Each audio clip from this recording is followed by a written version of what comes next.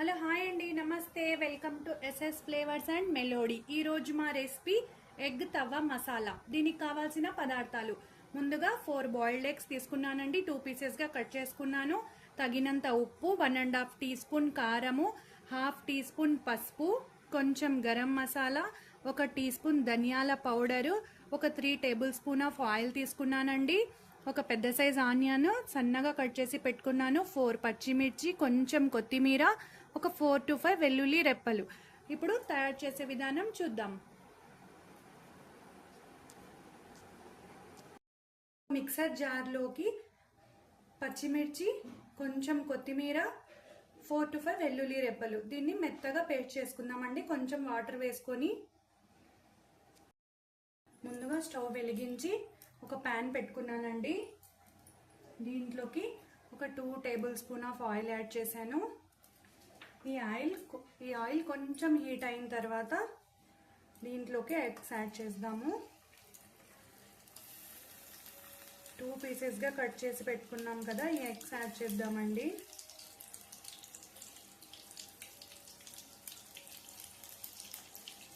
ఇలా యాడ్ చేసి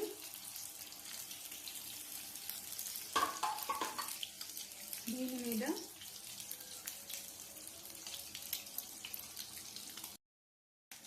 కొంచెం ఉప్పు,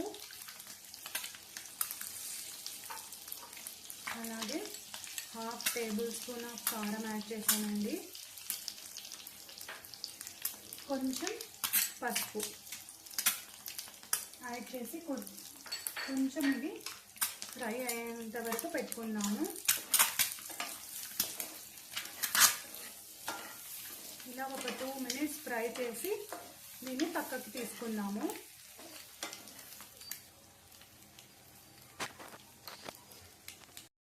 ఇలా ఫ్రై అయిన ఎగ్స్ని తీసి పక్కన పెట్టుకుందామండి. ఇలా బాగా ఫ్రై అయిన తర్వాత దీంట్లోకి ఇంకొంచెం ఆయిల్ యాడ్ చేద్దాము.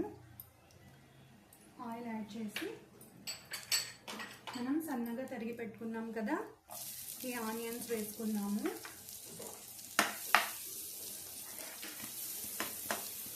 ఈ ఆనియన్స్ కొంచెం గోల్డెన్ కలర్లో వచ్చేంత వరకు ఫ్రై చేయాలి. ఈ ఆనియన్స్ దీంట్లోకి కరివేపాకు, కొంచెం జీలకర్ర వేసి దీన్ని బాగా ఫ్రై చేసుకోవాలండి. ఇలా ఫ్రై చేసుకున్న తర్వాత మనం మిక్సీ చేసి పెట్టుకున్నాం కదా, ఈ పేస్ట్ యాడ్ చేయాలి. ఈ పేస్ట్ పచ్చి వాసన పోయేంత వరకు ఫ్రై చేసుకుందాము. ఇలా పచ్చి వాసన పోయేంత వరకు ఫ్రై చేసుకొని దీంట్లోకి స్పైసెస్ యాడ్ చేద్దామండి. ఉప్పు, కారము,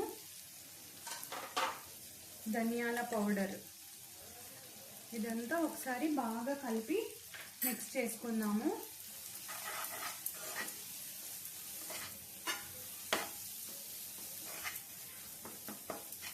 ఇలా మిక్స్ చేసుకొని ఇది పచ్చి వాసన పోయేంత వరకు ఫ్రై చేసుకుందాము. దీంట్లో కొంచెం వేడి చేసిన వాటర్ యాడ్ చేశానండి.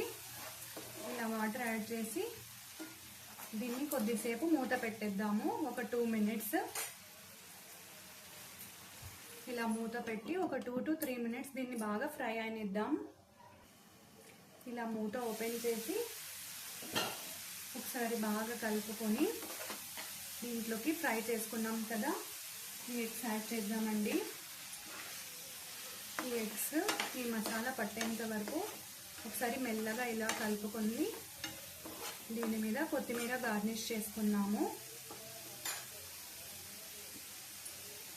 మన ఎంతో టేస్టీ అయిన ఎగ్ తవ్వ మసాలా రెడీ అయిపోయిందండి. ఒక 2 మినిట్స్ మూత పెట్టేద్దాము.